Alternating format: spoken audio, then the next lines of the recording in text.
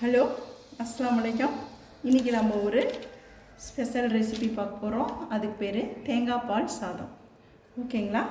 அதுக்கு முன்னாடி நான் ஒரு சின்ன விஷயம் சொல்லிக்கிறேன். உலகத்தின் பார்வையை நம்மால் மாற்ற முடியாது.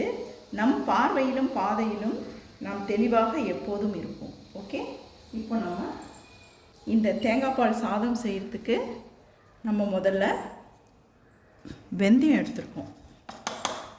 இந்த வெந்தயம் நான் 1/2 கிலோ இப்போ அரிசி எடுத்திருக்கேன். அதாவது புழுங்கல் அரிசி. இது புழுங்கல் அரிசியில் தான் இது செய்யணும். அதனால் இப்போ நான் 1/2 கிலோ நான் எடுத்திருக்கேன். 1 கிலோ அப்படின்னா 5 கிளாஸு, 1/2 கிலோனா 2.5 கிளாஸ். நான் 2.5 கிளாஸுக்கு 1 டீஸ்பூன் வெந்தயம் எடுத்திருக்கேன். அதை இதில் போட்டு பொன்னிறமாக வறுத்துக்கலாம். தீச்சிடக்கூடாது, பொன்னிறமாக தான் வறுக்கணும். படப்படன்னு வெடிக்கிற மாதிரி நல்லா வறுத்துக்கணும். வெடிக்குது. இப்போ நம்ம இறக்கிக்கலாம். வாசம் வந்துடுச்சு நல்லா. பாருங்கள், நல்லா படப்பட சத்தம் கேட்குதுல்ல. இப்போ நம்ம இதை எடுத்து ஆற வச்சுட்டு தூள் பண்ணிக்கலாம் இந்த வெந்தயத்தை. ஓகே, நம்ம இப்போ சாப்பாடு செய்கிறதுக்கு சட்டி வச்சுருக்கோம். இதில் நான் 3 டேபிள் ஸ்பூன் எண்ணெய் ஊற்றிருக்கேன், கடலை எண்ணெய் ஊற்றிருக்கேன். இப்போது இதில் நான் இது சின்ன வெங்காயம் 2 வெங்காயம் வெட்டி வச்சுருக்கேன். அதை இதில் போட்டு 2 கொத்து கருவேப்பிலை போட்டு,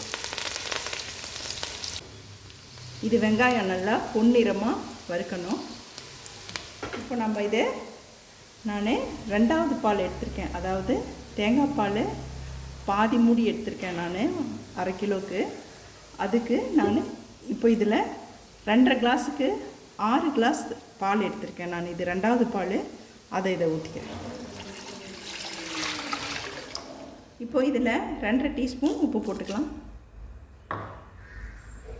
இந்த தேங்காய் பால் கொதிக்கட்டும், அப்புறம் அரிசி போட்டுக்கலாம். இப்போது பால் கொதிக்குது, நம்ம இப்போ அரிசி போட்டுக்கலாம். நான் இது 2.5 கிளாஸ் அரிசி எடுத்திருக்கேன். எங்கள் அரிசிக்கு நாங்கள் 6 கிளாஸ் பால் ஊற்றிருக்கோம். நீங்கள் உங்களுக்கு எப்படி உங்கள் அரிசி எப்படி இருக்குதோ அதுக்கு தகுந்த மாதிரி அந்த பாலை அளந்து ஊற்றிக்கோங்க. இதை கொஞ்சம் மூடி வச்சுக்கலாம்.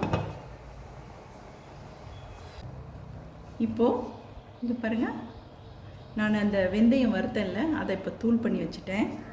அதை இது முதல் பால் எடுத்திருக்கேன் நான். இப்போ தேங்காய் பால் நம்ம 2ஆம் பால் ஊற்றிருக்கோம்ல, இது முதல் பால், ஃபஸ்ட்டு பால். இந்த பாலை இதில் இந்த வெந்தயத்தை போட்டு இந்த வெந்தயத்தூளை போட்டு மிக்ஸ் பண்ணிக்கலாம். இப்படி நல்லா மிக்ஸ் பண்ணிக்கோங்க. கட்டி இல்லாமல் நைஸாக மிக்ஸ் பண்ணிக்கோங்க. முழுசாக சுத்தமாக நல்லா கரைஞ்சிடணும். பாருங்கள் இப்படி. இப்போது இந்த தண்ணி சுண்டிடுச்சு. இந்த செகண்ட் பால் ஊற்றுனது இதில் நம்ம இப்போ இந்த தண்ணியெல்லாம் சுண்டின பின்னாடி இந்த முதல் பாலை ஊற்றணும். இந்த வெந்தயம் கலந்த பாலை இதில் ஊற்றிடலாம்.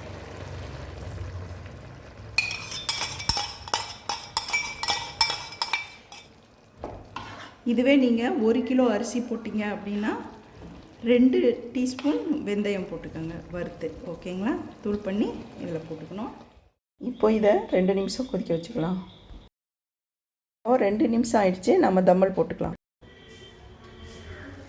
நம்மளோட சூப்பரான தேங்காய் பால் சாதம் ரெடி ஆகிடுச்சு. இதை நான் இப்போது உங்களுக்கு சர்வ் பண்ணி காட்டுறேன். ஓகேங்களா? நம்மளோட ரொம்ப ரொம்ப சூப்பரான தேங்காய் பால் சாதம் ரெடி ஆகிடுச்சு. இது ரொம்ப ரொம்ப சிம்பிள் தான். இந்த சாதம் மீன் குழம்புக்கு தான் நல்லாயிருக்கும். ரொம்ப ரொம்ப டேஸ்டியாக இருக்கும். நீங்கள் என்ன ஸ்டைலில் வேணாலும் மீன் குழம்பு செஞ்சுக்கலாம். அதுக்கு இந்த சாப்பாடு செஞ்சு ட்ரை பண்ணி பாருங்கள். ரொம்ப ரொம்ப டேஸ்டியாக இருக்கும். ஒருத்தங்க வேறு ஒரு ஊரில் வேறு மாதிரி மீன் குழம்பு செய்வாங்க, ஒரு ஊரில் வேறு மாதிரி செய்வாங்க. ஆனால் சாதம் இது ஒன்று தான். இதில் நீங்கள் எந்த மீன் குழம்பு செஞ்சு வேணாலும் நீங்கள் சாப்பிட்டுக்கலாம். ஒவ்வொருத்தங்க நீங்கள் குருமா கூட செஞ்சு சாப்பிட்டுக்கலாம். சிக்கன் குருமா, மட்டன் குருமா அப்படி கூட செஞ்சு இந்த சாப்பாட்டுக்கு சாப்பிட்டுக்கலாம். இது புழுங்கல் அரிசியில் தான் செய்யணும்.